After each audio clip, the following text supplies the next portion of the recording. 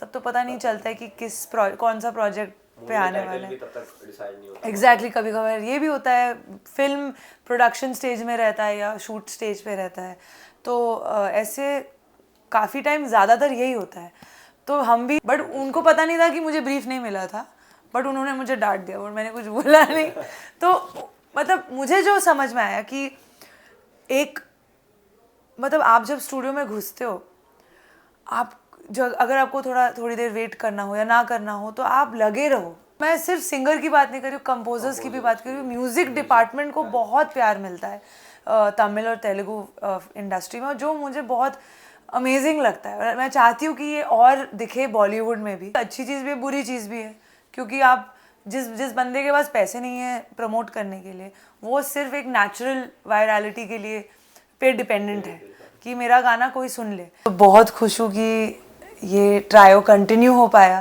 प्रीतम दा अरिजीत के साथ ही मेरा पहला गाना था राब्ता, और इस गाने का राब्ता के साथ एक राब्ता है विच इज़ कि मतलब मुझे ऐसे लगता है कि जैसे उस गाने में मेरी आवाज़ से शुरू होती है तो जैसे, एंड इसमें भी मेरे बातें, मतलब कुछ तो है कि दोनों में एक वाइब, एक सिमिलर वाइब है। और वो मेरे लिए एक बहुत कॉस्मिक चीज़ है कि आज भी हमने ऐसा एक कॉम्बिनेशन में एक गाना रिलीज़ किया जिसको बहुत प्यार मिल रहा है, तू ही दिस्ता को, और वीडियो भी बहुत क्यूट है, बहुत प्यारा है। तो मैं बहुत खुश हूँ। कहीं ना कहीं इतने ज़्यादा व्यूज़ ऑलरेडी सुपर हिट हो चुका है, एंड आपके ऊपर एक ब्लेसिंग रही है हमेशा से कि आपके सॉन्ग्स हमेशा से हिट रहे हैं, लोगों को पसंद आए हैं। आज के टाइम में जब कंटेंट इतना ज़्यादा है, कॉन्स्टेंटली एक के बाद एक हिट सॉन्ग देना कैसा फील होता है एंड कितनी मेहनत जाती है? मुझे तो मतलब मैं बस काम पे फोकस करती हूँ। मैं कौन सा गाना अच्छा कर रहा है नहीं कर रहा है, मैं उस पर फोकस ही नहीं करती हूँ, कि मेरा काम है अच्छे से गाना गाना, और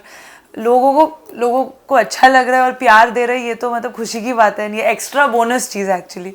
और बस आई थिंक काम पे फोकस करके आगे बढ़ना चाहिए क्योंकि वही मतलब उसी पे मैं ध्यान देती हूँ। एंड कहना कि तू ही दिस दैट, पीछे कोई बैक स्टोरी ऐसी कुछ है जो शूट कर रहे थे क्या?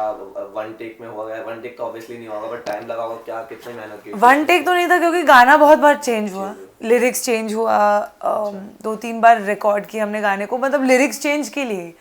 तो इनफैक्ट मुझे पता नहीं था कि ये भूत बंगला का गाना है ये एंड तक पता चला मुझे। और ये मतलब काफ़ी टाइम होता है ऐसा, क्योंकि हम लोग 1 साल पहले गाने को डब करते हैं, उसके चेंजेस पे काम करते हैं, तब तो पता नहीं चलता है कि कौन सा प्रोजेक्ट पे आने वाला है। तब तक डिसाइड नहीं होता। एग्जैक्टली कभी कभार ये भी होता है, फिल्म प्रोडक्शन स्टेज में रहता है या शूट स्टेज पे रहता है, तो ऐसे काफ़ी टाइम ज़्यादातर यही होता है। तो हम भी गाने पे ही फोकस करते हैं क्योंकि वही हमारा काम है कि उसको अच्छे से करें, और बाकी सब अपना काम कर ही रहे, गाना निकालने का, प्रमोट करने का। बट एज अ सिंगर ऐसे कभी होता है, जैसे मैं आपने अरिजीत सिंह का नाम लिया, आपने उनके साथ काम भी किया है, मैंने उनका देखा है, कहीं ना कहीं सुना है आमिर खान से भी बहुत ही अच्छा म्यूजिक गाते हैं, पर उसके बाद भी उनका अंदर से सेटिस्फेक्शन नहीं आता तब तक 100%, तब तक वो और से परफेक्ट करते रहते हैं। आपके साथ भी ये चीज़ होती है? जब तक कई बार लोग कहते होंगे बहुत अच्छा है निकल, या फिर और बहुत अच्छा आपने गाना गाया है, पर आपको अंदर से सेटिस्फेक्शन नहीं आता है, अगेन एंड अगेन वो करने का मन होता है, आपका क्या वर्किंग स्टाइल है? जी बिल्कुल, आई थिंक ये तो एक बहुत नॉर्मल चीज़ है एक आर्टिस्ट के लिए, क्योंकि हम हमेशा चाहते हैं कि हम जो भी करें एकदम अच्छे से करें। और कभी कभार होता है कि हमें जैसे कोई आइडिया आता है कि मुझे ऐसे करना है, मैं तो बहुत करती हूँ सेम चीज़ कि जो सेशन ले रहे हैं वो बोल रहे हैं कि नहीं नहीं this is sounding good, but मुझे लगता है कि नहीं, यहाँ पे इस वर्ड पे स्माइल आने से और अच्छा लगेगा, ये कुछ तो हमारे दिमाग में रहता है। तो उसको जब तक हम कर नहीं पा रहे, उसको एग्जीक्यूट नहीं कर पा रहे, तब तक अंदर से वो आता है कि नहीं नहीं इसको कर, आप रिजेक्ट कर लो बाद में, लेकिन मैं इसको एग्जीक्यूट करना चाहती हूँ। मुझे लगता है कि ऐसा होना चाहिए, ये लाइन हर एक वर्ड पे ध्यान दे। मैं तो बहुत नेट पिकिंग करती हूँ कि हर एक वर्ड को कैसे सबसे बेस्ट डिलीवर कर पाए, मीनिंग के साथ, अफेक्शन के साथ, स्माइल के साथ, या जो भी अगर एक सैड सॉन्ग है तो उसको कैसे मतलब वो महसूस कर पाए बेस्ट, तो वो हमेशा रहता है। एज अ सिंगर एक रेंज होना कितना ज़्यादा इंपॉर्टेंट है आज के टाइम में। आपका रेंज काफ़ी वर्सेटाइल है, आपने नाच मेरी जान गाया, हमारा हंसवी ईरानी। वो गाया आपने, एंड वो सॉन्ग बिल्कुल ही अलग था। एंड अब जो ये गाया है ये बिल्कुल अलग है। एंड आपके सॉन्ग्स काफी वर्सेटाइल होते हैं, कभी सॉफ्ट म्यूजिक होता है, रोमांटिक, कभी बहुत सारा आज के मॉडर्न एरा के हिसाब से होता है। सो ये रेंज होना कितना जरूरी है, एंड इसके लिए कितना मेहनत जाती है पीछे? मतलब मैं रेंज के हिसाब से नहीं सोचती कि दिखाना चाहिए रेंज या ऐसा कुछ। ये ऐसे गाने मुझे मिले जिससे मैं ये कर पाई हूँ, अपने रेंज को शोकेस कर पाई हूँ, but not with the intention कि मुझे रेंज दिखाना है। ये हो गया है ऐसा कि मैंने अलग अलग स्टाइल के गाने गाए। मुझे लगता है दोनों किस्म के आर्टिस्ट हैं। कई आर्टिस्ट हैं जिनको एक स्पेसिफिक साउंड के लिए बहुत प्यारा लगता है, और वो भी एक बहुत ख़ास चीज़ है। जैसे आप रेखा जी को देखें, रेखा भारद्वाज जी, उनका एक स्पेसिफिक स्टाइल है और उसमें उनके जैसा कोई नहीं है, और मुझे वो बहुत प्यारा लगता है। तो मुझे ऐसा नहीं लगता कि रेंज ही होना चाहिए या ना होना चाहिए, या दोनों चीज़ बहुत अलग चीज़ है। और मैं एक ऐसे आर्टिस्ट हूँ जिसको जो 2-3 स्टाइल में बहुत अलग अलग सुनाई देती हूँ। वो मेरा खासियत है कि नहीं है मुझे पता नहीं, बट वो है ही, मतलब वो मेरा पर्सनालिटी है बेसिकली। बट मैं बहुत आर्टिस्ट की फ़ैन हूँ जिनका शायद रेंज, मतलब गाने की रेंज की बात नहीं कर रही हूँ, स्टाइल की रेंज की बात कर रही हूँ। गाने के रेंज में तो सब में बहुत अच्छा रेंज है, बट स्टाइल की रेंज में जैसे रेखा जी का एग्जांपल दिया मैंने, आबिदा परवीन। मैं अगर आबिदा परवीन जी को सुनना चाहती हूँ, मैं उनको अपने स्टाइल के लिए, उनके स्टाइल के लिए सुनना चाहती हूँ, अलग जॉनर के लिए नहीं सुनना चाहती। तो मुझे लगता है कि रेंज, स्टाइल का रेंज होना और ना होना दोनों बहुत ख़ास चीज़ है, और बस आपके पर्सनालिटी पे डिपेंड करता है कि आप कौन से टाइप के आर्टिस्ट हो। एंड कहेंगे संगत का कितना असर पड़ता है आपके काम पे? आपने ए आर रहमान सर के साथ भी काम किया है, कहीं ना कहीं अरिजीत सिंह के साथ आप रेगुलर काम करते हो, प्रीतम दा हम सब जानते हैं जी। कितने बड़े नाम है इंडस्ट्री में। तो ये जो साथ में जो लेजेंड्स होते हैं इनके साथ काम करना, आपके काम को कितना इम्प्रूवमेंट आता है इससे, और कितना कुछ नया सीखने को मिलता है? ऐसा कुछ है जो आपने बहुत ही आपको याद है जो उनसे सीखा और काम आया आपके?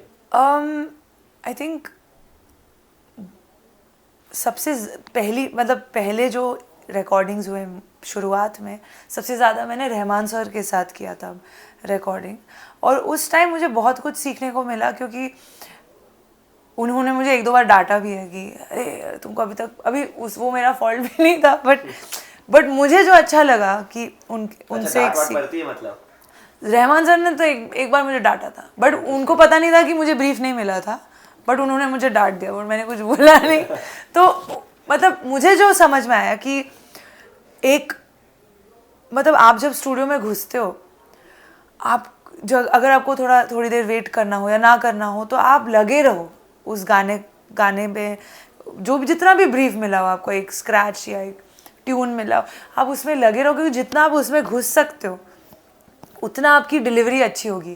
क्योंकि क्या होता है कि हम लोग को गाना मिलता है और हम डब करते हैं, हमें गाने को इंटरनलाइज करने का टाइम ही नहीं मिलता है। कि आप ये नहीं कि मैं गाना भेज रहा हूँ, कल आप सुनते रहो, कल आके रिकॉर्ड करो जब गाना याद आ गया, ऐसा नहीं होता है आजकल।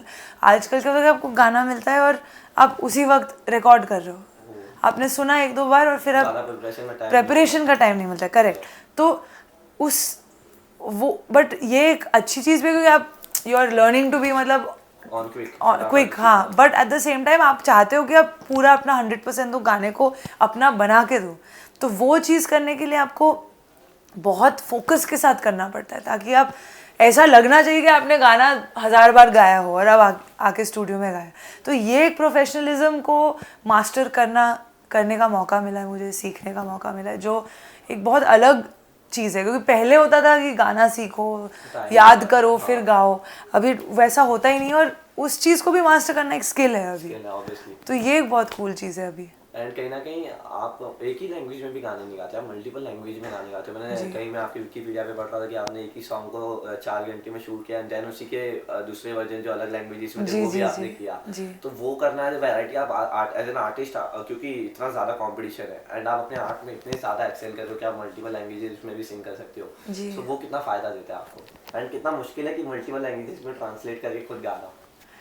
मुश्किल तो है, बट ऑफ कोर्स हमें बहुत हेल्प मिलता है, सपोर्ट मिलता है, ट्रांसलेटर्स रहते हैं। जैसे इसके तू ही दिसदा के पहले गाना आवन जावन था, और उसके टाइम में मतलब उनको तमिल और तेलुगु में भी डब करना, तो मैं बहुत खुश थी क्योंकि मैं तो अभी तमिल से ही शुरू किया, मैंने तेलुगु में भी गाया, तो मैं हाँ मैं तो कर दूंगी अभी मुझे वो कॉन्फिडेंस आ गया है कि इतने बार गाया मैंने इन लैंग्वेजेस में। तो उन्होंने बोला कि will you need a guide, से गाइड तो ऑफ कोर्स चाहिए, एक जिनको ये भाषा पता है, जो बात करते हैं, क्योंकि मैं अंदाज में नहीं करना चाहती ऑब्वियसली, तो वो ऑफ कोर्स प्रोफेशनल मिलते हैं लोग हेल्प करने के लिए।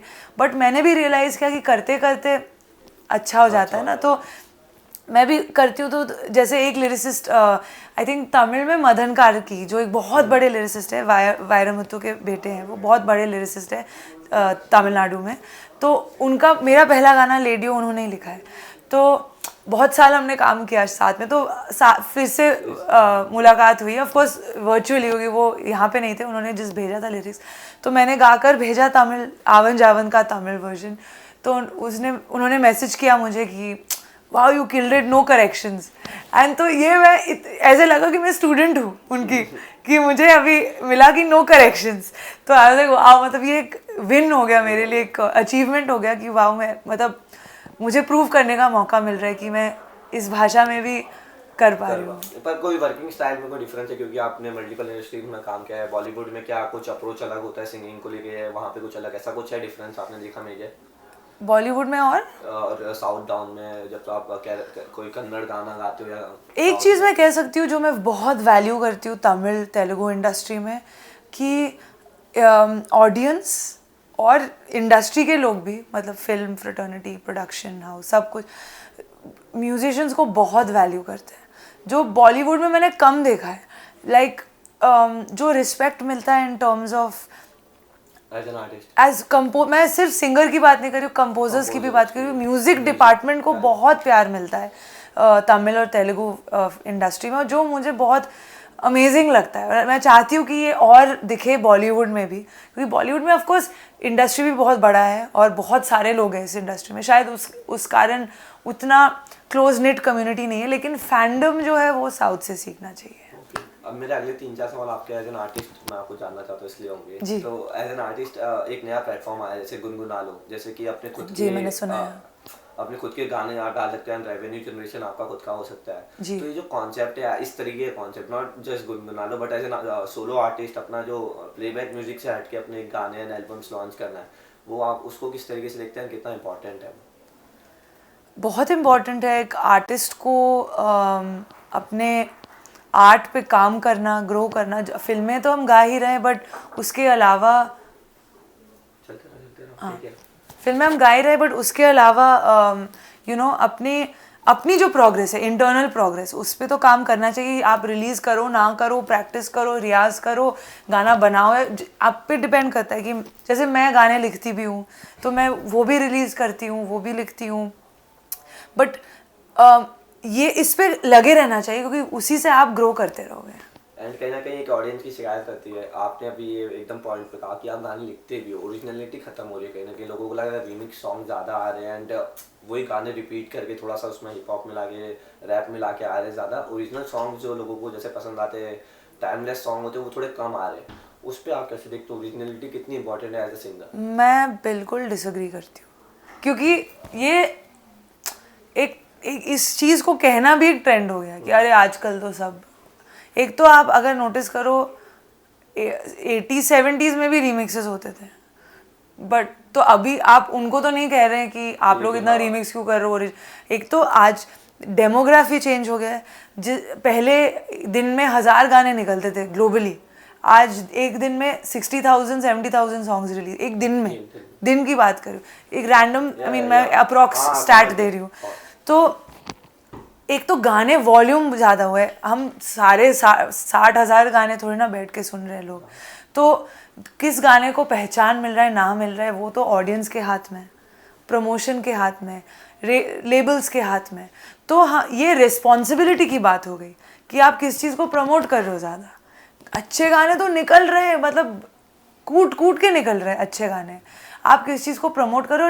एक ये भी आप समझो ऑडियंस का रिकॉल वैल्यू, ऑब्वियसली रीमिक्स ज़्यादा चलेगा क्योंकि आपने सुना हुआ है ये पहले, तो वो तो पहले से सुना, तो डेफिनेटली वो ज़्यादा चिपकेगा दिमाग में। ये एक साइकोलॉजिकल चीज़ है। तो तो हम ये नहीं कह सकते कि अच्छे गाने नहीं रिलीज़ हो रहे हैं, बहुत अच्छे गाने रिलीज़ हो रहे हैं, प्यारे गाने रिलीज़ हो रहे हैं। और मैं तो बिल्कुल डिसएग्री करती हूँ कि अच्छे गाने नहीं रिलीज़ हो रहे। तू ही दिसदा इतना अच्छा गाना है, रीमिक्स भी नहीं है। तो मतलब ये एक पर्सपेक्टिव की बात है। और मुझे लगता है लोग बोलते अब एक जन ने बोला होगा तो अभी सब बोल रहे हैं कि अरे ट्रेंड बन गया ये सवाल का ट्रेंड बन गया। करेक्ट, मेरा यही कहना। हाँ, बट ओरिजिनल कंटेंट जैसे तू ही रिश्ता बहुत हिट है क्योंकि ओरिजिनल है एंड कहीं ना कहीं एक अपना नयापन लाता है जी। इसके आगे अगर हम एज एन प्रमोशन, एक सॉन्ग बहुत अच्छा आर्टिस्ट ने गा दिया पर प्रमोशन कितना एक इंपॉर्टेंट फैक्टर बन गया आज से 10 साल पहले से अब। जैसे इंस्टाग्राम प्रमोशन होते, रील्स में सॉन्ग रनिंग चले जाते तो गाना नेक्स्ट लेवल हिट हो जाता है। आप एज एन आर्टिस्ट क्या सोचते हैं प्रमोशंस को लेके सॉन्ग के? प्रमोशन इम्पॉर्टेंट है, यस। जैसे आपको कहा कि इतने सारे गाने निकल रहे कि प्रमोशन एक बहुत इंपॉर्टेंट टूल बन गए वो इतने सारे गानों के बीच में सुनाई देने के लिए। तो ये एक अच्छी चीज़ भी है, बुरी चीज़ भी है, क्योंकि आप जिस बंदे के पास पैसे नहीं है प्रमोट करने के लिए, वो सिर्फ एक नेचुरल वायरलिटी के लिए पे डिपेंडेंट है कि मेरा गाना कोई सुन ले। तो इसका मैट्रिक तो इसका कोई एक्चुअली स्टडी है ही नहीं, क्योंकि गाना ऐसा चीज़ है कि आप इसको आप क्वांटिफाई नहीं कर सकते कि ये गाना चलेगा या ना चलेगा, प्रमोट करना चाहिए नहीं करना चाहिए, कौन सा गाना कब हिट हो जाता है कोई कह नहीं सकता, क्योंकि ये महसूस वाली चीज़ है। और मैं आप जैसे बोल रहे थे अबाउट जैसे सवाल करने का ट्रेंड, ट्रोल करने का भी ट्रेंड है। जैसे मैंने अभी रिसेंटली ही, आप आने वाले थे क्या, तो मैं आपको पहले से ही बोल देती हूँ कि तू ही दिसदा जो कि एक ओरिजिनल गाना है, अभी मैंने मुझे शायद टैग किया होगा उस रील पे, किसी ने ट्रोल रील बनाया कि जैसे होता है ना कि doesn't this sound like this song, ये तो कॉपी लग रहा है। तो किसी ने मुझे ट्रेंड किया कि तू ही दिसदा और क्या कुछ ऐसे बलम पिचकारी या ऐसा कुछ गाना, मतलब दादा का ही, और बोल रहे कि दिखा रहे कि ये तो ऐसे, और दोनों गाने बिल्कुल भी एक दूसरे के जैसे साउंड नहीं करे, बस उसने रील ऐसा फॉर्मेट में बनाया कि लोगों को कि सजेस्ट करे कि ये तो कॉपी है। और मैं भी हो गया कि ये कॉपी है क्या, तो मैं सुन रही हूँ, मैंने कहा ये कोई गाने का कोई कोरिलेशन ही नहीं है। तो बस ट्रोल करने के लिए उस बहुत आसान हो गया पीछे लाइक्स, मतलब उस रील को लाइक्स देने के लिए किसी ने से बना दिया, बट उसमें एक्चुअली कोई सिमिलैरिटी है ही नहीं। तो ये भी बहुत होता है कि लोग बस चाहते हैं कि कुछ चुगली कर पाए किसी चीज को। ट्रोल से दिक्कत होती है आपको? ट्रोल्स होते हैं या मुझे तो बहुत मजा आता है। आप उसको कैसे देखते हैं? कैसे देखते हैं? Last question. अरे यार लेट मी आंसर। हाँ इतना अच्छा चल रहा है। हाँ, मुझे तो बहुत मजा आता है, क्योंकि आप ट्रोल करो गाना तो गाना और हिट हो जाए। हाँ ऑब्वियसली वो एंगेजमेंट आप करता है, मुझे लगता है। अच्छा बोलो बुरा बोलो, एक तो लोग इतने मतलब इतना तो लोगों को समझ में आता है कि क्या, मतलब कई लोग बन भी जाते हैं, कन्विंस भी हो जाते हैं कि अरे हाँ हाँ ये बोल रहे थे, बट जो भी है चर्चा तो चल रहा है गाने पे। तो आई थिंक ठीक है, आप लोग अभी if you can't fight them join them, जो कहावत है कि हाँ जस्ट आपका काम तो हो ही रहा है। मतलब आप ठीक है बात करो गाने पे, आप अच्छा बोल रहे हो बुरा बोल रहे हो, मैं तो आपकी बात को तो कंट्रोल नहीं कर पाऊंगी, बट वो ट्रोल आपको करना है तो वो आपकी प्रॉब्लम है कि आप ट्रोल बनना चाह रहे हो, बट गाने के बारे में बात तो करो।